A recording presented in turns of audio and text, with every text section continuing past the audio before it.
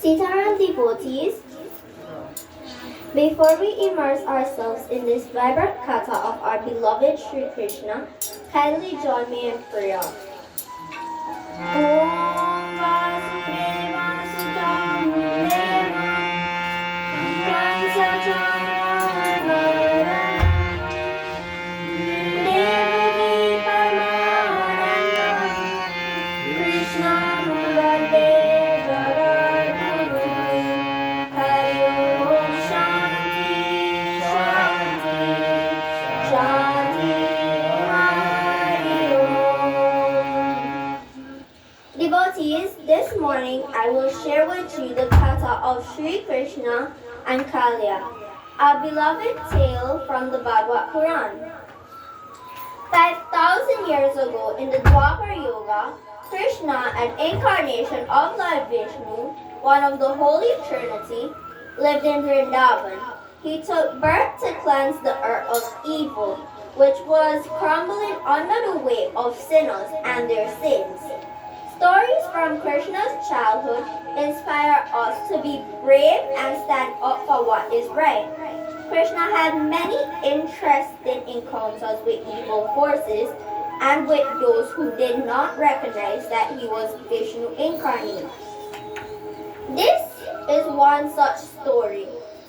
Kaliya was a dreaded many-hooded poisonous serpent who used to live on the banks of Ramakanda Dvipa. He was driven away from there by the fear of Garuda, the mouth of Lord Vishnu, and the arch enemy of all serpents. Many years ago, Garuda had been cursed by a sage that he would meet his death in Vrindavan.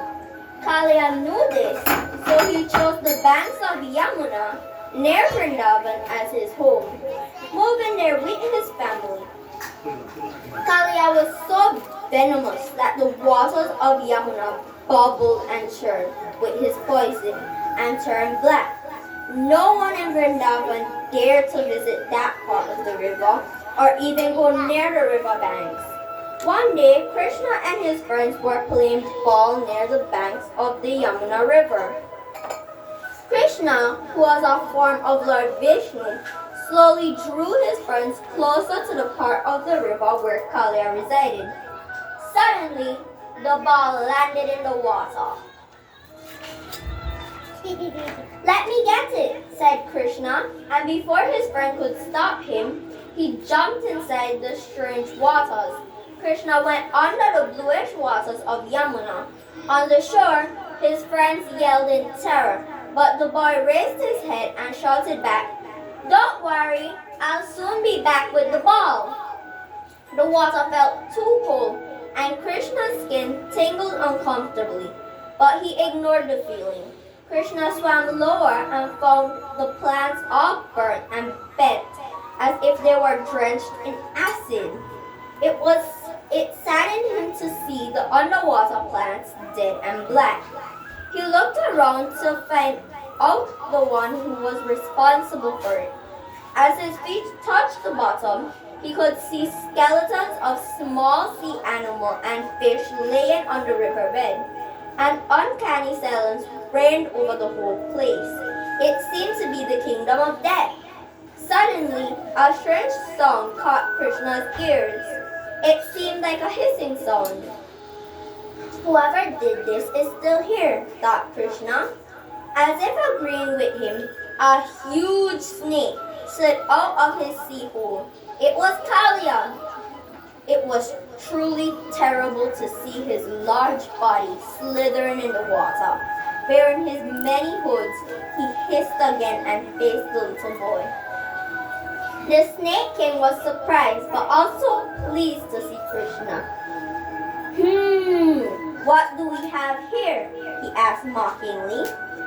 "Food!" shouted his family in chorus, who were standing behind him. "Yes," Kaliya hissed in a wicked tone. "We do not get to taste humans often, and you look like a very pretty morsel." Without finishing his words, Kaliya lunged at Krishna. The boy, who had been expecting such a move, deftly jumped back and hid behind a rock. But Kalia moved at a lightning speed and caught him. He coiled around Krishna and started to crush his body. Krishna, who was rather enjoying the fight, twisted his body and slipped out. Kalia was stunned. It was impossible. How could this mere boy slip out of his grasp so easily? Nobody, no matter how big or small, had ever escaped from his deadly hold. For the first time in his life did Kalia ever experience such a phenomenon. Krishna meanwhile jumped over the rock and crouched low. He was in a playful mood and he decided to tease the evil snake. As the snake came around the rock to catch him, Krishna ran over to the other side. The next few minutes were spent in hide and seek, until tired Kalia lost his patience. "You boy, why don't you face me like a man instead of dancing like a girl?" he snarled at Krishna. "Oh, I haven't started dancing yet," laughed Krishna. "But since you are asking, let me show you how I really dance." Saying so, Krishna quickly climbed over the rock and jumped on the snake's enormous hood. He firmly placed his foot on the snake's sensitive head and started to dance. And what a dance it was! The whole lake started to tremble as Krishna danced. The lake anemones and the burnt sea plants started to shake. It seemed as if they nodded their heads together in ecstasy over Kalia's plight. Even the fish, left alive, stood still and watched him dance over Kalia's head. "Hey, you stop dancing on my head, will you?" Kalia screamed out in pain. Krishna stopped dancing and slid lower near Kalia's face. He rained blows on his head and climbed on his head to dance again. Kalia grew truly afraid. Now he felt surely that this little boy was no ordinary child. The thud of Krishna's feet felt like bang, bang of a great hammer on his head. As Krishna danced with more vigor, the snake felt his life slowly being pushed out of his body. Kalia's wives were quick to predict Kalia's fate. "Oh, divine child, please do not kill our husband," they begged him. "I will let him live if all of you promise to leave this place forever," answered Krishna. "But we are so safe in here," wailed Kalia. "If we go out now, Garuda, the giant eagle, would surely have us as his breakfast." "Go to Ramakanda, the snake kingdom," promised Krishna. "You and your family will not be attacked by any bird or beast till you reach there. That is my promise to you. Now off you go." Meanwhile, Krishna's friends ran back to Nanda's home and informed him about Krishna's underwater search for the ball.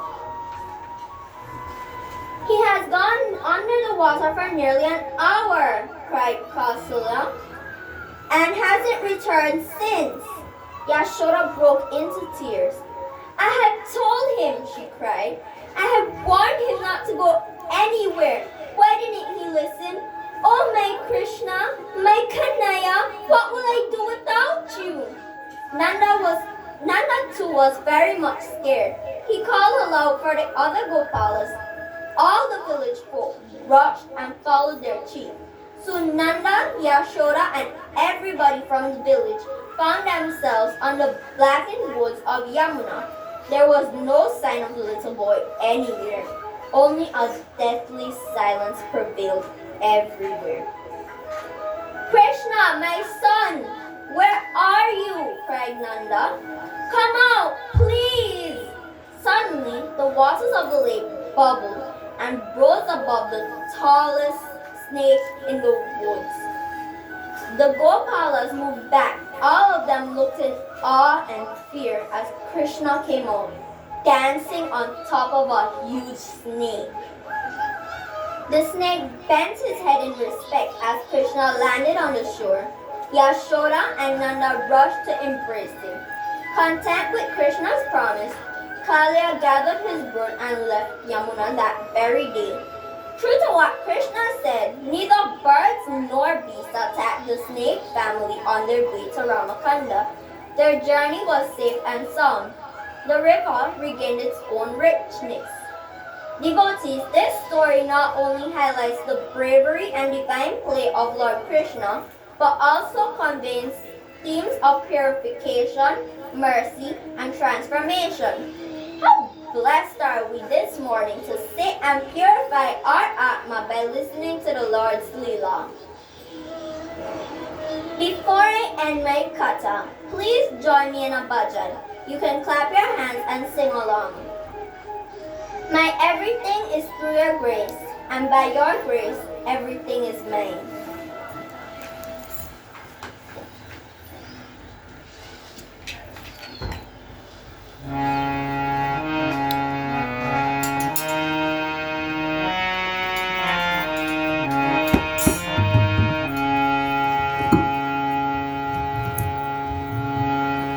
मेरा पति कृपा से सब काम हो रहा है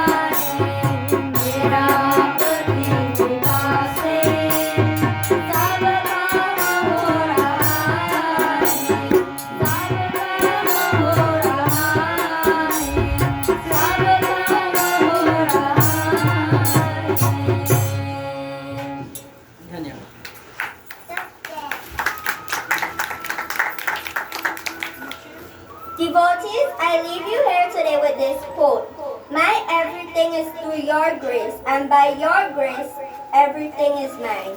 Kindly forgive me for my mistakes. Vrindavan Bihari Lal